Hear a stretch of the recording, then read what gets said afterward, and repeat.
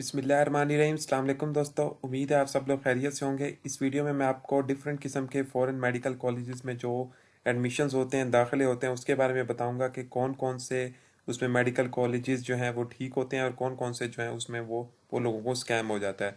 इसमें वीडियो में मैं आपको ब्लैक लिस्ट, ग्रे लिस्ट और ग्रीन लिस्ट जो मेडिकल कॉलेज हैं जो कि पीएमसी ने ऑफिशियली इशू किए हैं, उन सब की डिटेल्स बताऊंगा और लोगों का एक्सपीरियंस भी बताऊंगा कि किस तरह जो है फॉरेन मेडिकल कॉलेज को सिलेक्ट करना चाहिए, क्या क्या उसकी क्वालिटीज़ होती हैं।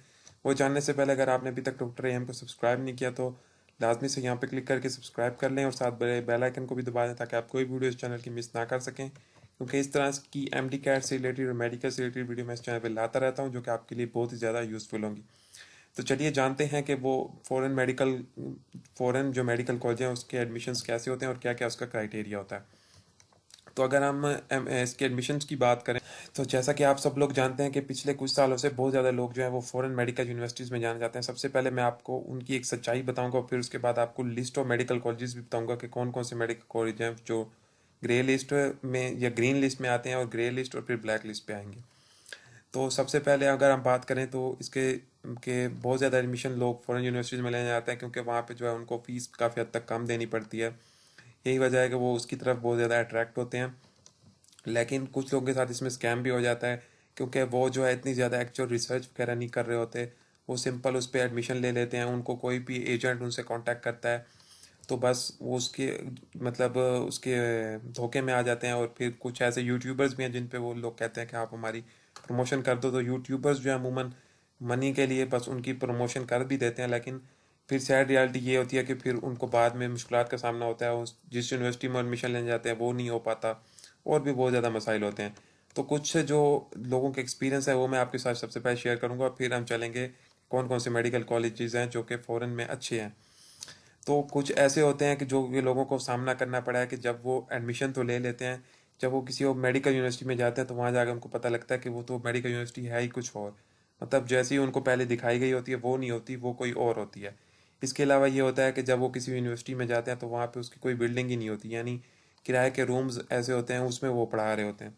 तीसरा उनको ये मसला होता है कि वो जिस मेडिकल कॉलेज में जाते हैं इवन के वहाँ पे कोई मतलब हॉस्पिटल उनका टीचिंग नहीं होता, बस ऐसे ही प्रैक्टिकल वर्क इतना नहीं होता, बस ऐसे ही वो पढ़ा रहे होते हैं। चौथा उनको ये मसला आता है कि मोस्टली जो हॉस्टल्स होते हैं उनको कहा जाता है कि वो सेपरेट होंगे, लेकिन अक्सर वो बहुत ज़्यादा कंबाइंड होते हैं और ऐसे मुस्लिम्स जो माशरे हैं उनको काफ़ी ज़्यादा मुश्किलात का सामना करना पड़ता है कि वो ऐसे माहौल में बिल्कुल भी नहीं रह सकते। तो अगर आप भी इन सब स्कैम्स चीज़ों से बचना चाहते हैं तो ये वीडियो आपके लिए बहुत ज़्यादा यूज़फुल होने वाली है। आप जो है आपको मैं बताऊंगा कि अगर आप स्टिल भी एडमिशन लेना चाहते हैं किसी ऐसी यूनिवर्सिटी में तो फिर आप क्या करेंगे, क्योंकि पीएमसी ने ग्रीन, ग्रे और black list of medical universities बताई हुई हैं जो कि उनके हिसाब से जो इस क्राइटेरिया में आते हैं। अब इनकी स्पेसिफिक चीज़ें अगर ग्रीन लिस्ट की अगर हम यहाँ पे बात करें तो वो कॉलेजेस जो कि रिकग्नाइज्ड हैं commission as a foreign college qualification से, यानी वो रिकॉग्नाइज्ड है commission of licensing in Pakistan से कि वो अच्छे हैं। आप यहाँ पे डाउनलोड भी कर सकते हैं उस लिस्ट को और उसको डाउनलोड करके देख सकते हैं कि ग्रे लिस्ट में जो है कौन कौन से मेडिकल कॉलेज आते हैं। यहाँ पे अगर मैं आपको ओपन करके भी दिखा दूँ, ये कुछ मेडिकल कॉलेजेस की लिस्ट है, आप इनको चेक कर सकते हैं कि कौन से ग्रे लिस्ट में आते हैं। ये वो कॉलेज हैं जो कि अप्रूव्ड हैं, आप इनके अंदर एडमिशन ले सकते हैं।